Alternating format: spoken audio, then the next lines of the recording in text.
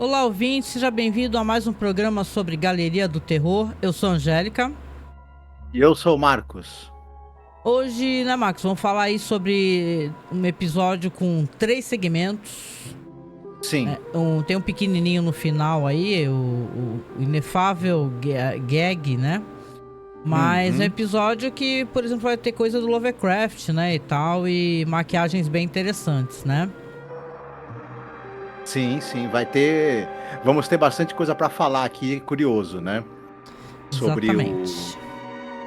E o segundo episódio também, vai ter episódio com o roteiro do Rod Serling. Isso, vai ter sim. E o primeiro segmento se chama Modelo de Pickman. O segundo é O Querido Defunto, por tradução livre. E o terceiro, que é Uhum. a gag, é um ato de cavalheirismo. Sim, Então, primeiro segmento aí, que é do Lovecraft, e a direção do Jack Laird, né? exatamente. Direção do Jack Laird e roteiro do Alvin Sapinsley. Saúde! E sim. O Alvin Sapsley, nós já falamos, né? E vamos talvez voltar a falar ainda porque ele foi roteirista de 6 segmentos da Galeria do Terror. Entre eles o Tia Ada, que eu sei que você gosta bastante, né? Gosto. E já tínhamos falado dele, roteirista de longo, né, de bastante experiência na TV, escreveu roteiro para séries como Tales of Tomorrow, Suspense, escreveu teledrama. O HP Lovecraft nós não vamos precisar entrar muito, né, aquele escritor americano, né, Uhum. contemporâneo ali, final do século XIX, início do século XX, basicamente o cara que é junto com a Edgar Allan Poe, é o start ali da literatura de terror americana, é o pai de todo mundo, né? Pô, é um pai meio, É né? um pai meio safado, né? É, um pai meio com péssimos hábitos, mas é o pai de todo mundo, né? Inclusive, eu tava lendo o conto, né? É um conto absolutamente sensacional. É aqueles contos que quando você termina, você fala assim, é a perfeição em forma de conto de terror. É a perfeição. Você fala, não trocava uma palavra. E você vai lendo e você fala assim, gente, parece Stephen King. Mas não é que parece, na verdade, se você vê que todos os elementos que escritores como Stephen King foram trabalhar no terror já estavam lá no Lovecraft, né? Não é à toa Sim. que eles gostam tanto, né? Mas tem muitas diferenças do conto pro episódio, né?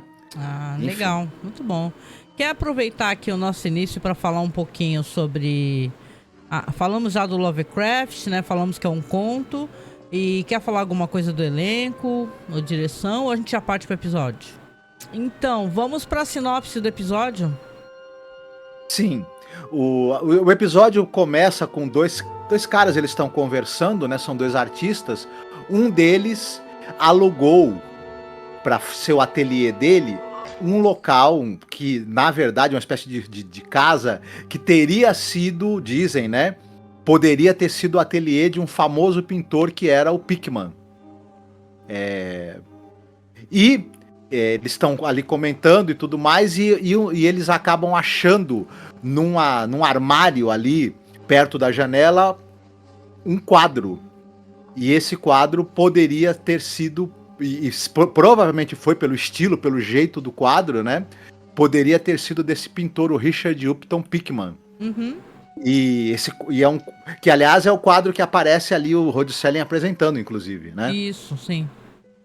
E nós vamos ser transportados no tempo, quando Pickman ainda estava vivo, muitas décadas antes, e ele dava aulas numa escola de pintura, só que como as pinturas dele eram pinturas muito estranhas, muito aberrantes, envolvendo criaturas monstruosas, e ele tinha um jeito bastante excêntrico, né?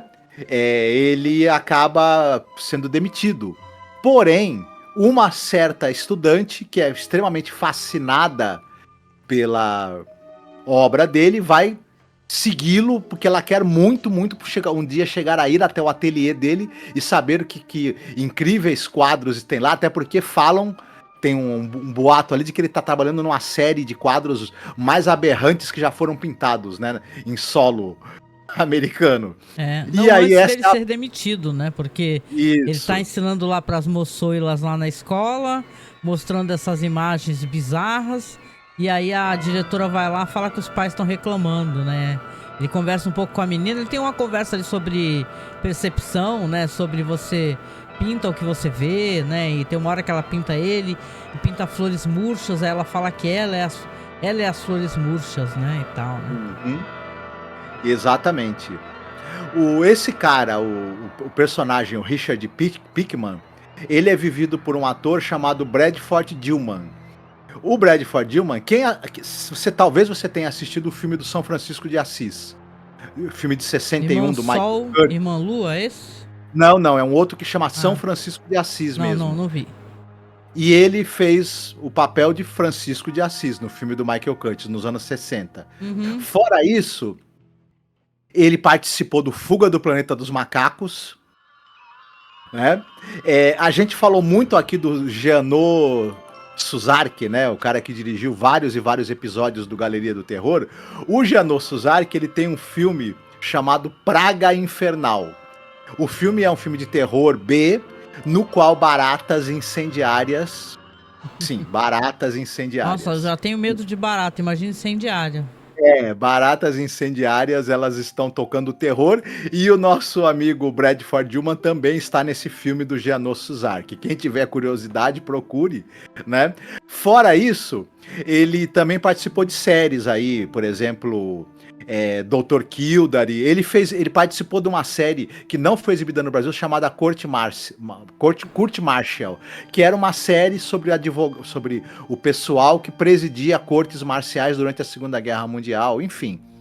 Um ator aí bastante competente, e ele tá bem nesse papel, porque esse personagem é bastante neurastênico, né? Uhum.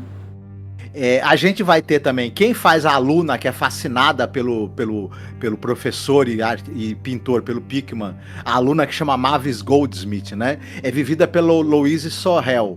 Ela participou de 2 episódios aqui do Galeria do Terror, e ela também participou de séries, né? Kojak, Hulk, As Panteras, e ela também participou durante muito tempo de 2 novelas americanas, o Santa Bárbara e o Dias das Nossas Vidas, que não foram exibidas no Brasil, então, mas a gente já falou desse Dias das Nossas Vidas porque vários atores que participaram de Galeria do Terror e outras séries que a gente comenta, né? Inclusive Além da Imaginação, participaram dessa novela, né?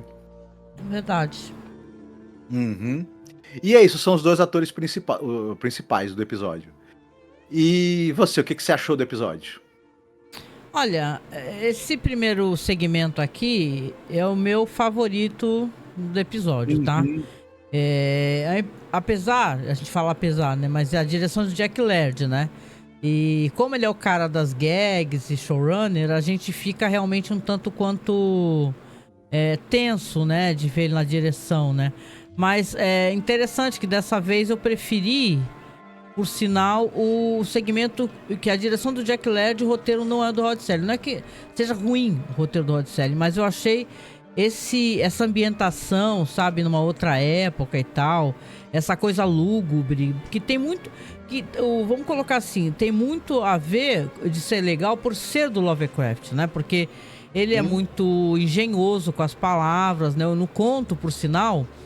Tu até tava falando, o conto é muito uma pessoa só, na verdade, contando uma história, né? De um cara que ele conheceu, de quando ele chegou no estúdio desse cara, do que ele viu. Aqui eu acho que é uma adaptação que ficou muito boa também. E é bem difícil adaptar Lovecraft, né, Marcos? Porque você tem aqui uma história que ele coloca essas questões, ele coloca uma mulher que é visivelmente infeliz, que ela é uma moça da alta sociedade, mas ela quer casar com esse cara, que é um cara pobre. Vai atrás dele no restaurante, não, numa casa de chá lá, né? E ele dá o fora nela, mas ela resolve seguir ele. Por quê? Porque o quadro que ele esqueceu na escola revela o local onde ele mora, né? Que ele falava que ele pintava o que ele via. Então, quando ela mostra lá pra um parente, lá ele fala, mas isso daí é a perspectiva de tal janela, né? O cara tem memória fotográfica, né? E aí sim, porque o episódio, a atenção toda do episódio tá focada nisso, né? Ela vai de uma maneira né? Meio assim, sei lá, sem cuidado nenhum, né? Impetuosa. Ela é impetuosa. Ela vai pra um bairro que é um bairro meio esquisitão, vai atrás desse cara lá e vai entrar não no estúdio, mas vai entrando no prédio e vai chamando. Só que ela vê um prédio muito escuro, né? Ela vê tudo escuro, um ambiente estranho e tal, e vai se adentrando até chegar no estúdio dele, né? E vamos lembrar aqui que ele falou várias vezes pra ela nunca ir, né? Atrás dele. Não ir porque certas coisas ela não poderia ver e tal. E o tio dela, que eu acho que é tio dela, fala que nessa localidade existiam túneis. Essas casas antigas têm túneis abaixo das casas, até por causa dos corsários, por causa da época de bruxas, etc. E fatos estranhos acontecendo nesse ambiente, né? Você vê que se sabe ali que parece que monstros ou alguma coisa estranha estava aí, né? Nesse local. Sim, e é interessante que quando a gente compara com o conto, o Lovecraft ele cria uma mitologia toda para esse conto do Pickman. Então tem essas criaturas aí estranhas, né? Que elas são uma mistura de pessoa com cão, ela tem casco, são meio que tirada de representações de demônios medievais, de certa maneira, né? Sim. E aqui também a gente vê já logo essas criaturas retratadas nos quadros do Pickman, né? Isso, sempre tem criatura carregando pessoas, né? Como se eles atacassem mulheres e também fossem carnívoros, como se fossem ghouls, né? Eles comessem as pessoas também, né? Isso. E tem uma coisa também que a gente esqueceu de falar que eu acho que é importante pra história, porque nessa versão tem esse dado, que nunca ninguém vê o Pickman sem luvas. Ele sempre está de luvas. Depois a gente vai ver por quê, né? Que ele está de luvas. Exatamente. Tem essa coisa de que fala isso no episódio e no conto também, que esses seres também eles podem gerar filhos, né, com as mulheres que eles sequestram, e depois eles educam essas crianças. Nossa, no que conto bizarro. também fala isso, né? Educam para os hábitos alimentares deles e também para outras coisas. Então é um negócio que é muito sinistro mesmo. Olha lá, né? olha lá. Tô passando agora aqui a cena de um desses seres com uma mulher, né? Desmaiada no colo, né? Isso é muito bizarro, né? Essa questão que pode até ser sexual, né? Mas pra gente poder até comentar, né? O desfecho desse episódio, ele, quando vê ela lá, ele fica desesperado, né? Ele fala, eu pedi muitas vezes pra você não vir aqui. Aí vai entrar uma criatura. Eu queria até dar um foco nessa criatura, porque, cara, eu não pesquisei os dados, mas é impressionante quanto que é bem feita a maquiagem, sabe? A roupa que tá vestindo essa pessoa. Porque, cara, é inacreditável que ninguém nunca falou dessa maquiagem toda e tal, dessas máscaras corporais. Meu, é impressionante, é uma coisa peluda, sinistra, com os olhos vermelhos, orelhas pontudas. É claro, é muito parecida, de certa maneira, com o quadro que ele colocou, sabe? E, Sim. gente, é assustador, se movimenta pra caramba, grunhe, né? E ela tá lá, é claro, ele vai defender a moça, né, desesperadamente, né? Ele vai defender a moça e lutar com a criatura. Quando ele tá lutando, inclusive a luva dele cai, né? E você vê que a mão dele tá meio se transformando numa garra também, né? E ele fica desesperado, ele começa a lutar com a criatura. Aí quando ele tá lutando, pede pra ela correr, inclusive. Aí ela corre, né? Ela percebeu que fez uma grande besteira de ir lá, né? E a criatura pega o cara e leva ele embora, o Pickman. Desce com ele, né? É um episódio, assim, que eu gostei. Inclusive, eu gostei do desfecho, né? Que é uma boa história de terror, né? Aí depois até te pergunto pra tu falar as diferenças do conto. Mas aí no final, quando você vê que, por exemplo, ela vai aparecer com o tio lá de novo, né? Pra pegar as obras de arte, né? Parece que as obras de arte estão todas perdidas. Por isso que eles estavam comentando no começo que valia muito dinheiro uma obra de arte dele, né? Então o resto das obras ficaram com ela, que ela levou pra ela porque ela era apaixonada por ele. Mas, quando os caras estão lá, de novo, volta pra época mais atualizada, eles estão lá e começam a explorar esse estúdio e vê que embaixo tem esse porão. Porque assim, aquele era o antigo estúdio do Pickman, que ninguém sabia que existia. E eles veem um local tampado. Aí tem uma ideia genial, né? Só que não, né? Genial. De falar assim, o que tem isso aqui? Será que tem uma coisa aqui embaixo? Começa a bater e abrir. E conforme eles estão batendo, aparece a face do monstro. Cara, Isso. é muito sinistro o final desse episódio. Uhum. No conto tem um poço, né? Em algum local do ateliê do Pickman tem um poço. E é de lá que as criaturas sobem. E o Pickman expulsa as criaturas atirando, né? Ele usa um revólver e tudo mais. Você falou da maquiagem, ela é realmente impressionante e interessante. Você não tem tantas entradas assim no audiovisual de contos do Lovecraft. Você tem alguns filmes e tudo mais. E poucos e vários ruins, em detalhe. É mó difícil adaptar Lovecraft, né? E você não tem muitas representações de criaturas Lovecraftianas. Ainda mais, né, na época que esse episódio foi feito, ainda nos anos 70, né? Você tinha o quê? Você tinha algumas coisas já, o Die Monster Die, né? Isso. Por exemplo, você já tinha tido o filme do Roger Corman lá, do Castelo Assombrado, né? Que mas uma criatura inteira, assim, um corpo todo, assim, bem feito, assim como é nesse segmento, é impressionante. Sim, exatamente. É uma criação de um maquiador chamado John Chambers. E esse cara, ele tinha bastante experiência. Primeiro porque ele trabalhou em todos os filmes do Planeta dos Macacos. Aí, pronto. Que é pra quem não sabe, escutem nosso podcast, né, sobre, que a gente fez há anos atrás. É o maquiador lá que fazia a maquiagem prostética, inclusive, o cara virou referência, entendeu? O cara ressignificou o que é o uso de maquiagens e de máscaras, né? Tanto que o prêmio do Oscar existe também muito por conta disso, né? Esse Oscar de maquiagem, etc. Isso, teve um filme do Dick Tracy pra televisão, ele também fez a maquiagem, que né, você precisava ter os inimigos do Dick Tracy, eram todos, né, tinham caras todas deformadas.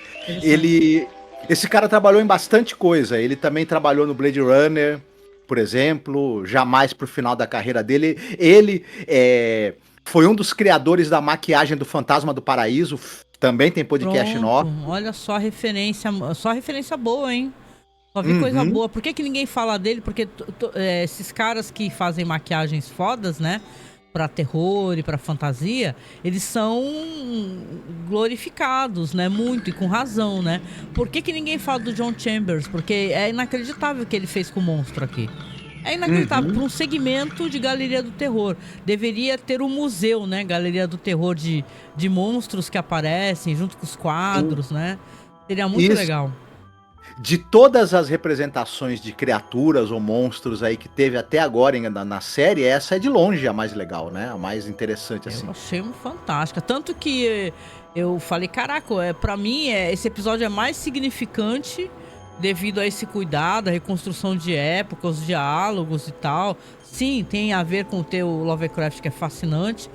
Mas eu gostei mais desse episódio, inclusive, né? Sim, você falou bem, esse episódio acabou gastando um pouco mais com a reconstituição também. Ele é todo muito bem produzido, pros padrões, obviamente, né? E pro orçamento que a gente espera da série, que a gente já viu em episódios anteriores dessa mesma série. Então ele é muito bem produzido e acaba sendo um terror eficiente, né? E dessa vez a série ela abraça o terror mesmo, inclusive com monstro, né? Aparecendo, enfim, aparecendo completamente na série, né? Você já teve o outro episódio baseado em ideias, né, do Lovecraft e tudo mais, mas que caia mais pro humor. E esse aqui é um episódio de terror. E mais pra frente vai ter o Cold Air também, né? Que é mais uma adaptação do Lovecraft também, né? Mas e referente ao conto, assim, tu gostou da adaptação? Tu vê ela como uma boa adaptação? Sim, uma adaptação interessante. Ele muda bastante, ele cria esse personagem da moça, né, que é a pintora, né? Porque no conto, na verdade, é um cara que esteve no ateliê do Pickman contando para um amigo os horrores que ele viu lá, ou que ele acha que viu, né? Porque ele acaba descrevendo as coisas assim Eu achei engraçado que o cara no conto fala que nem no porão ele desce. Ele não desce nem Isso. no porão mais. Ele não vê, no conto, ele não vê o monstro. É. Ele vê as representações, ele descreve com muitos detalhes os quadros que o Pickman faz, descrevendo esses monstros, nessas criaturas terríveis, e em um determinado momento ele escuta o Pickman ter um embate, né, no outro cômodo, inclusive atirar em alguma coisa.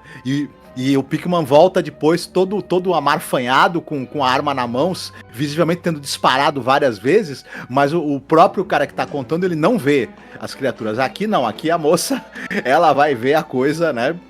Esse Pickman do conto, ele é uma pessoa muito menos em si mesmada, né? Porque esse aqui, ele é meio turrão, né? Não quer falar com ninguém, tal, não quer visita e tal. Mas eu achei bom pra caramba mesmo, assim. Foi Não, é bem legal. Um segmento bem legal. fantástico, né? Esse daí, né? Isso. Os dois atores, tanto o Bradford Dillman quanto a Louise Sorel estão muito bem também, estão entregando bastante. Então é um episódio bem interessante. Melhor episódio dirigido pelo Jack Laird até agora, inclusive. É verdade, né? Não dá muito pra perdoar ele, porque no finalzinho ele ainda vai dar um jeitinho de dar uma cagadinha no episódio, né? Uma besteirinha final, assim, né? Não tem nem a desculpa de ser subida de pano, porque é a última coisa que passa no episódio, né?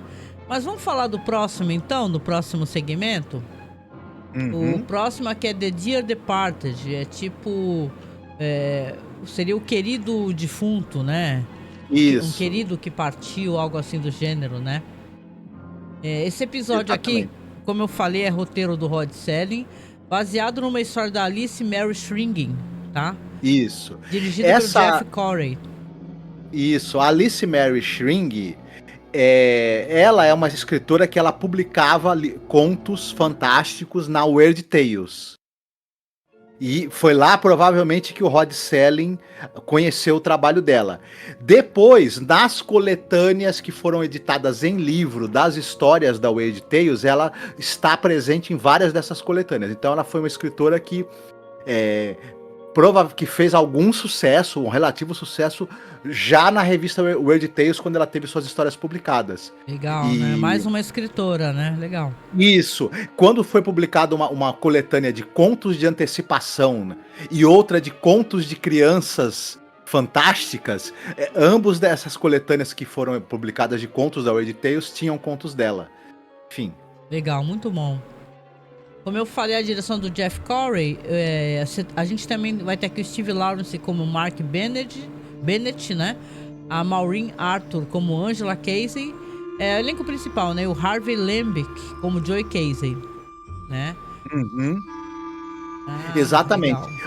Esse diretor, o Jeff Corey, na verdade, a gente já falou dele. Talvez quando a gente for falar do último episódio dirigido por ele na Galeria do Terror, eu até fale um pouquinho mais da carreira dele. Ele era basicamente ator.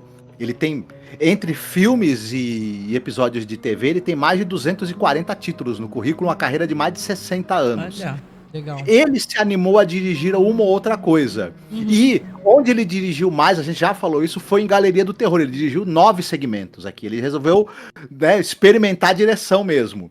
Legal. Enfim, ele é um cara que ele tá... em filmes muito... Ele tem uma carreira longa, mas ele tá em filmes famosos aí, né? Ele tá em A Sangue Frio, do Richard Brooks, no Pequeno Grande Homem, enfim, em muitos filmes. E é isso. E agora, você quer fazer a sinopse? Depois a gente fala do restante do elenco. Eu faço sim. Deixa eu rolar as cenas aqui pra vocês aqui. E aí, enquanto eu faço a sinopse, vai passando as cenas também. Deixa eu colocar aqui no comecinho. Bom, que estão vendo, né? Aqui o Mark Bennett é um vigarista, né? E diz que é um vigarista tipo de circo, né?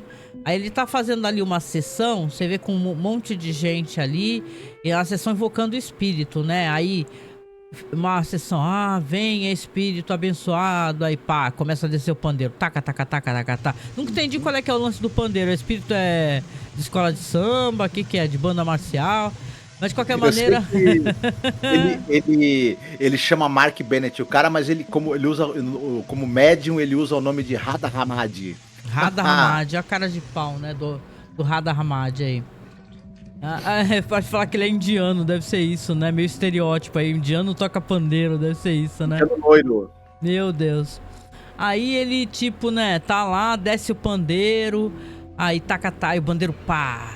Aí ele fala, fale fulano, aí vem uma cabeça voando. Eu nunca vi bagulho bem mal feito no mundo, essas pessoas são muito otárias, né, meu? Aí vem uma cabeça voando, assim. Aí a mulher começa, filha, volte aqui, minha filha querida. Aí cai um ursinho, pá. Aí a mulher, era da minha filha e tal. E aí levanta da mesa, quebra o vínculo lá do espírita. E pá, e fica muito feliz. E ele fala que estragou tudo e é só golpe. É tudo golpe. Aí ela vai lá depois, né, e fala assim, você me conectou com a minha filha que eu queria ver tanto ela, pega aqui 500 dinheiro, entendeu, pra você. Ele, não, minha senhora, a senhora tá me fazendo algo que eu não posso receber o seu dinheiro, aqui é tudo feito por amor, nada é dinheiro. Aí ela insiste, ele recebe o dinheiro. Pois, quando a galera sai, né, e tal, aí sai dois cupincha dele. Um é o cara que tava fumando charuto e tal, que ele até fica reclamando que o charuto tem um cheiro muito forte.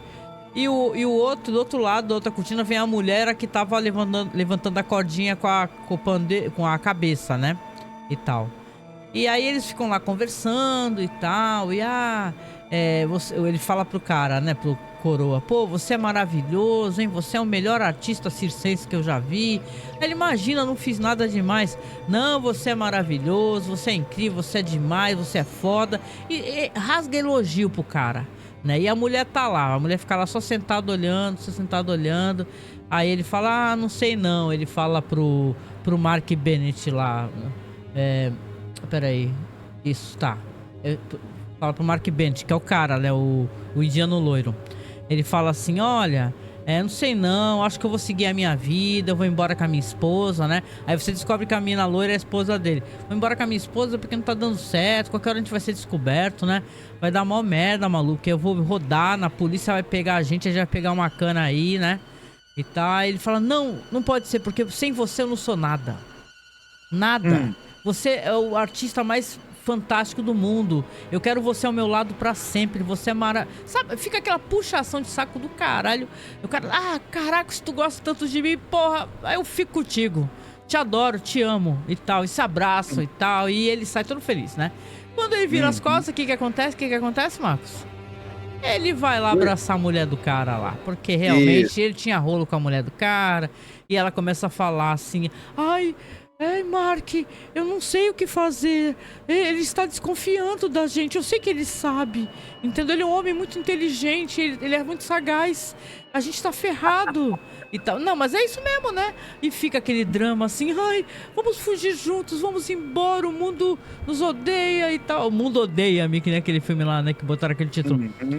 E lá dá beijo, dá abraço. E mete corno no colega. Mó amiguinho fura-olho do caraca. Exatamente. E é isso, fica nesse pé, né? O cara foi muito glorificado, tá muito feliz, tá muito contente. Eles estão ali se beijando, ela achando que qualquer hora eles vão rodar, né? Engraçado que o cara tá achando que vai rodar porque a polícia vai pegar porque eles são trambiqueiro. E ela tá achando que os dois vão rodar porque o marido dela não é otário, né? Isso. Aí quando eles estão depois no restaurante, aí estão lá comendo, lá o cara tá super feliz, ela com aquela cara feia. Aí o cara fala, o bigode que tem corno. Vamos dar um rolê aí e tal. Eu tô mó afim de sair, pegar um cinema. Vamos aí. Aí ela fala, não dá, tô com dor de cabeça. Aí o outro cara fala, o indiano loiro, fala, que é mentira, loiro porra nenhuma, nem indiano. Fala assim, não, eu tenho que ir pra cá escrever um script. Script de quê, porra? Das suas mentiras? Né? Olha eu revoltar. Aí ele basicamente fica ali com aquela cara de bunda. Aí ele fala, beleza, então, né, fazer o quê? Só que, aí eu vou deixar nesse ponto, chega um policial. Quando chega o policial, eu acho que na hora não passava nem Wi-Fi, né? dos dois ali. Falou assim, caralho, fomos descobertos. Nos fudemos nessa, é certeza absoluta. Só que não é isso. É outra coisa. Eu deixo nesse pé aqui pra gente poder finalizar depois. O que você achou até aqui? Certo. Bom, falando um pouco do elenco, né? O nosso.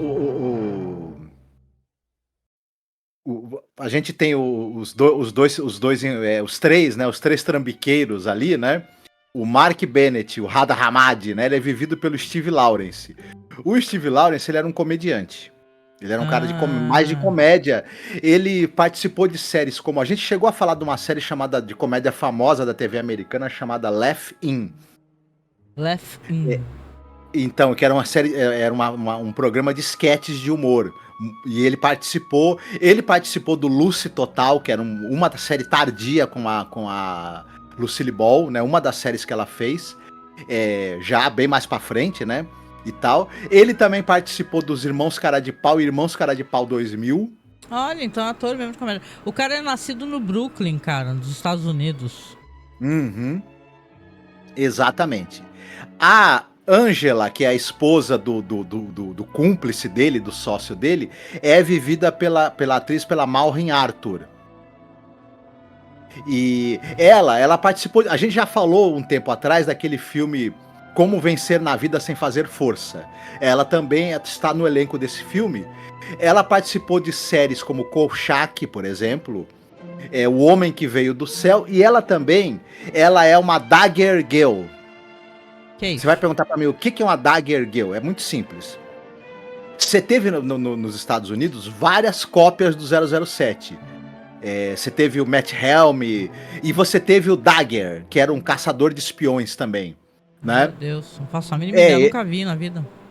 Esse cara era uma cópia americana do 007. Quem fazia era o Paul Monty, que fazia esse Dagger. E tinha as Dagger Girls, que nem tinha as Bond Girls. Ela também participou de um dos filmes desse espião aí, só aquele espião americano, né?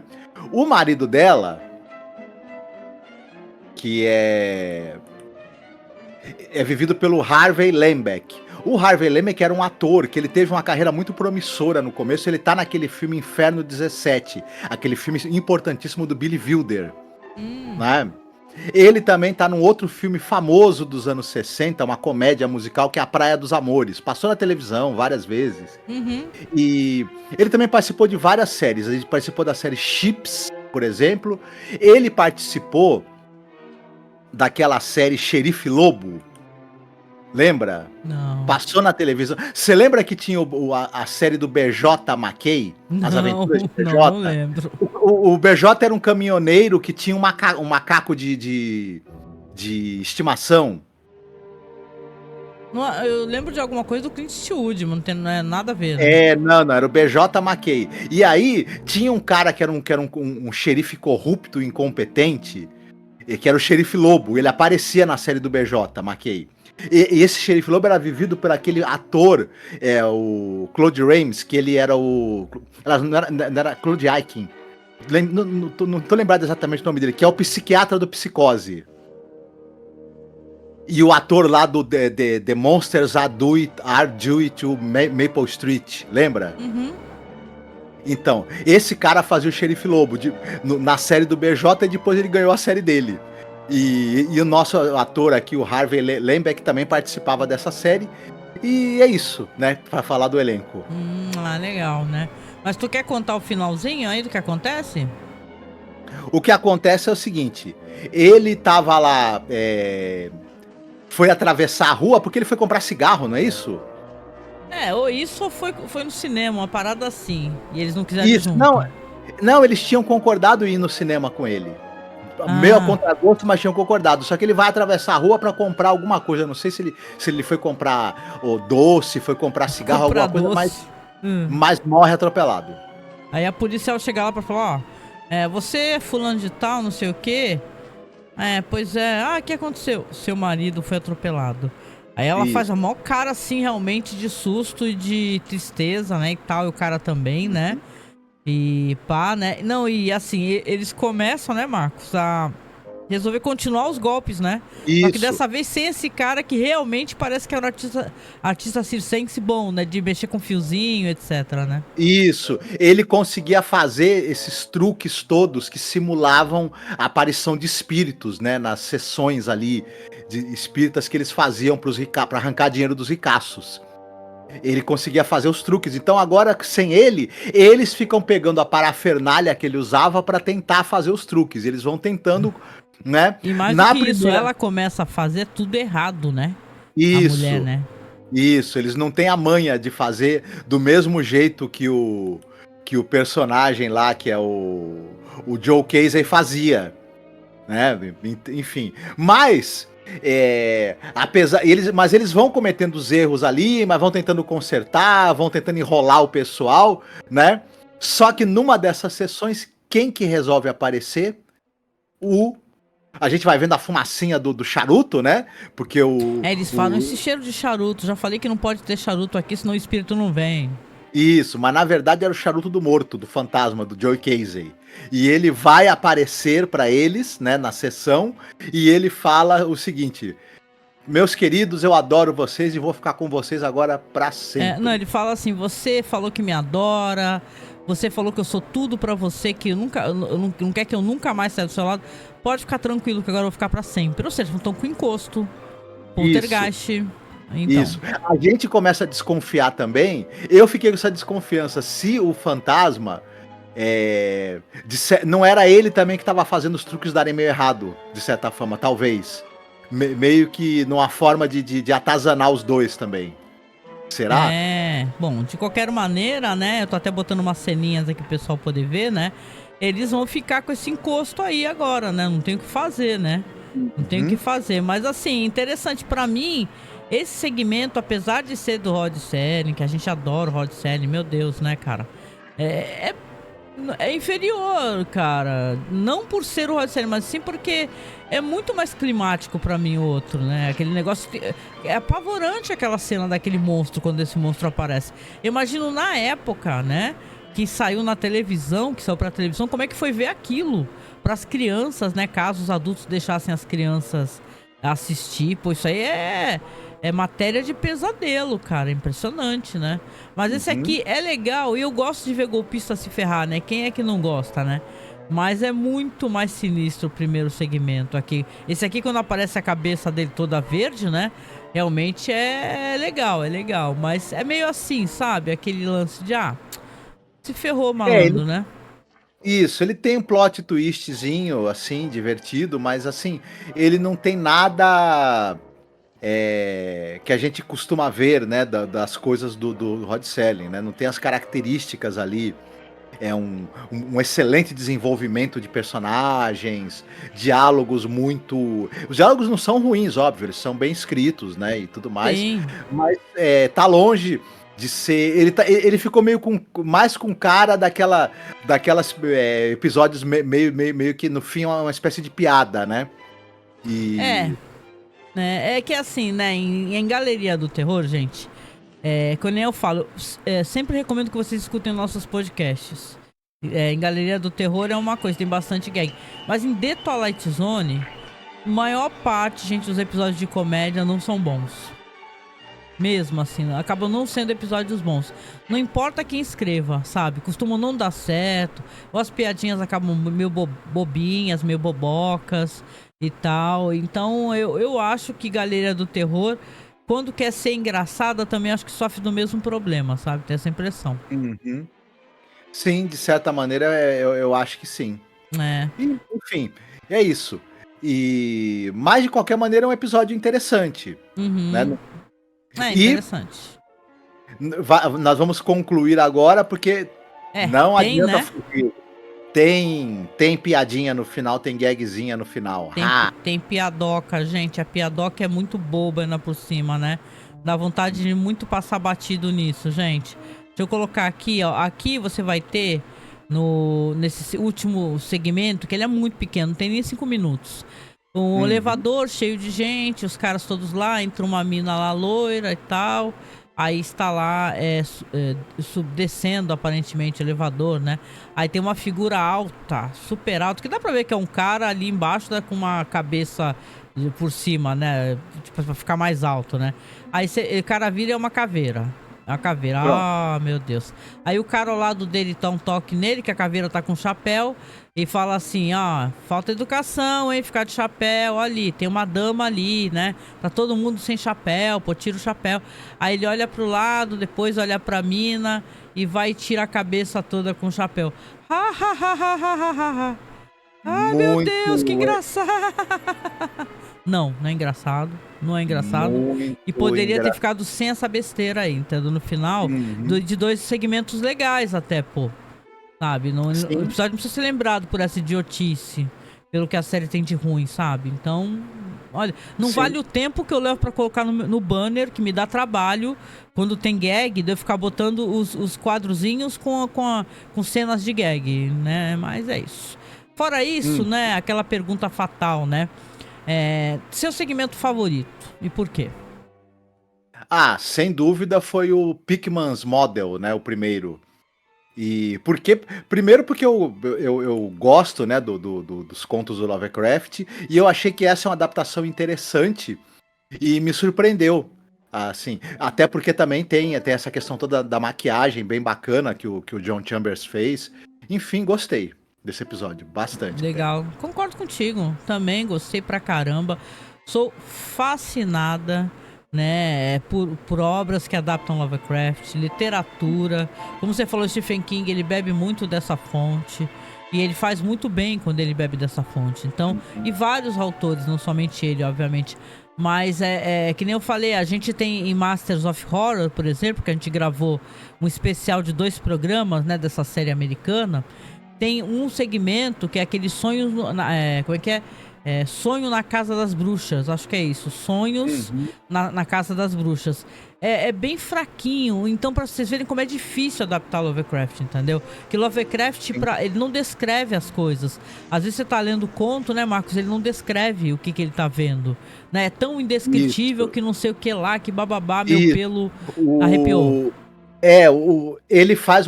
o Lovecraft ele faz uma grande sacanagem, que é primeiro que normalmente a história está sendo contada por terceiros, quando Isso. ela já aconteceu.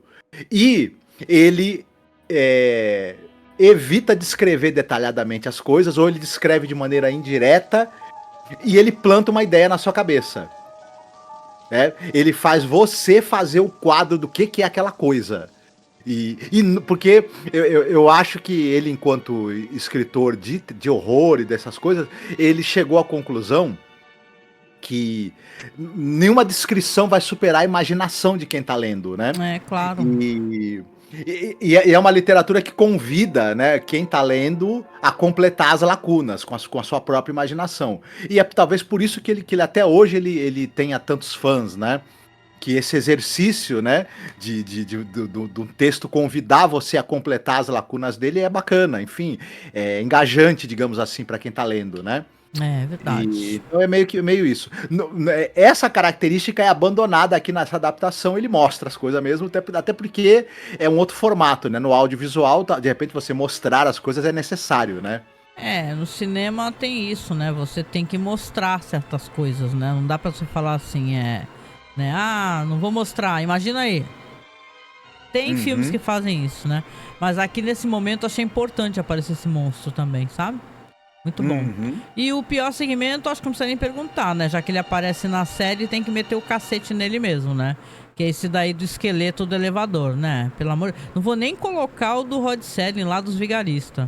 É esse mesmo aí que é um horror. Ridículo. E, ai meu Sim. Deus, você é chato. Meu, eu não suporto episódiozinho de gag. Eu acho uma besteira, entendeu? Uma besteira, é uma falha muito grande. Tanto é falha, gente, que foi retirado na 3ª temporada. É uma parada que não é pra ter. Gasta orçamento, entendeu?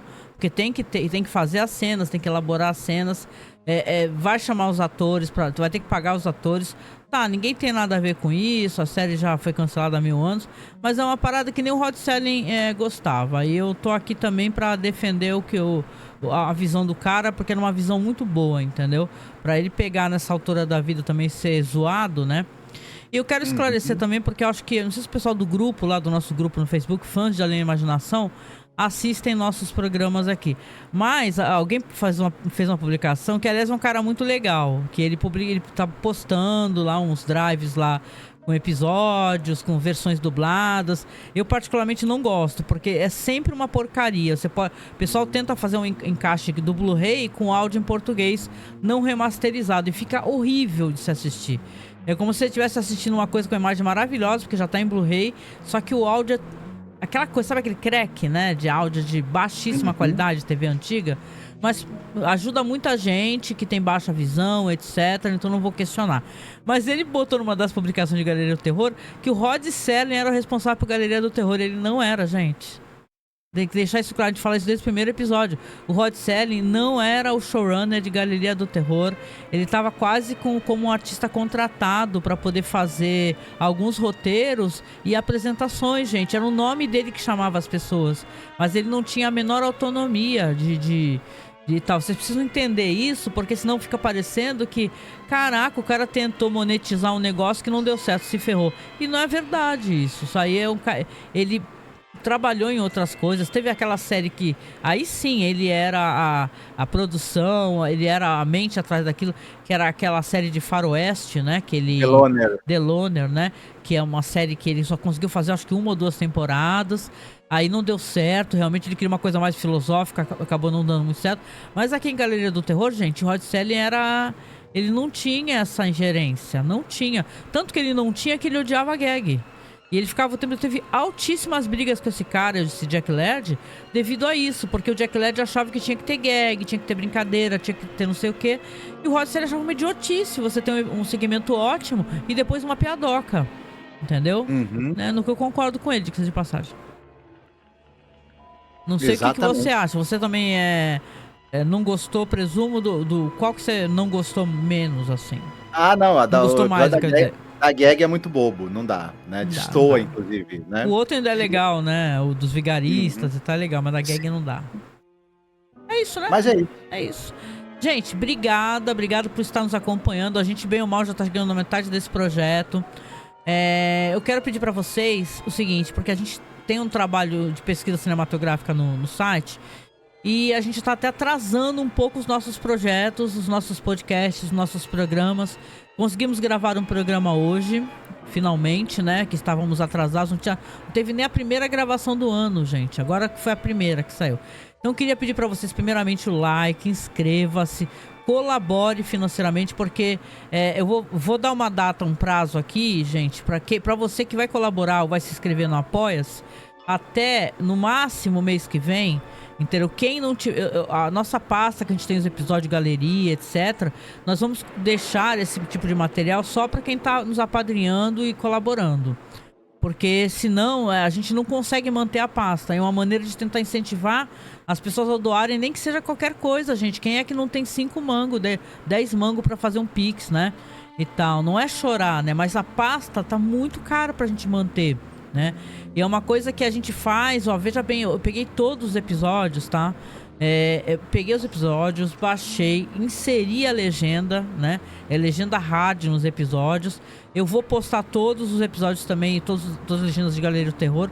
Então a gente tem um trabalho que a gente não... Veja bem, a gente gasta nossos recursos, né, para poder fazer o podcast, e a gente não tem retorno nem para pagar pelo menos os dispositivos que a gente usa, né? Então esse é o último mês realmente que a gente vai continuar deixando essa pasta que tem os episódios de Galeria do Terror, da série Silo e tal, e outras coisas que a gente tem, os podcasts, que tudo bem, você pode falar assim, a pasta dos podcasts a gente não tá compartilhando e tal, porque sim, a gente, essa pasta a gente preserva, porque na verdade é material de 15 anos de trabalho que a gente tem. Mas tudo que a gente posta, a gente pode criar, botar nessa pasta, poder criar com link, botar nas publicações. Então a gente precisa que vocês colaborem, tá? O ideal mesmo é essas colaborações mensais, se for possível, pelo Apoia-se. Por mais que o Apoia-se realmente ele retire uma parte da grana, né? Mas por Pix ajuda muito também, gente. Toda a grana que a gente recebe para ficar pagando a pasta, para tentar melhorar a nossa vaquinha, que a nossa vaquinha não teve mais nenhuma colaboração, a nossa vaquinha da nossa webcam, né? Então, por mais que as pessoas gostem da gente, falam que gostam da gente, a maneira que vocês têm de mostrar também pra gente como vocês nos valorizam é nos ajudar a nos manter aqui online, gente, porque sem isso a gente não vai conseguir fazer, entendeu? A gente tem muita coisa para entregar, muita pesquisa, muito podcast, muito programa, mas a gente precisa de ajuda, entendeu? E agora, de uns tempos pra cá mais pra frente, tá sendo cada vez mais difícil a gente conseguir sentar pra gravar, né? Então a gente tá gravando às vezes no domingo à noite, né? Nossa folga e tal, pra poder editar e lançar segunda-feira de manhã. Então, a gente precisa da sua ajuda, entendeu? Uma maneira de você nos ajudar é colaborando e nos apoiando, tá? Nosso Pix é apoiomasmorra@gmail.com. E o Apoia-se, o link também está aí abaixo, tá? O Apoia-se parece que é super fácil, é só você colocar no cartão e tal. Você pode doar 5, 10, 15, 20, o que você puder. Você doando nos ajuda muito e mais pra frente você garante também que você tem acesso a esses conteúdos que a gente tem na nossa pasta do OneDrive, tá bom? É isso, né, Marcos? Então, beijo pra vocês, ótima semana. Nos encontramos aí ainda essa semana pra mais um episódio de Galeria do Terror, né? Isso. Fiquem todos muitíssimo bem. Cuidem-se e em breve estamos de volta. Beijinho. Tchau, tchau.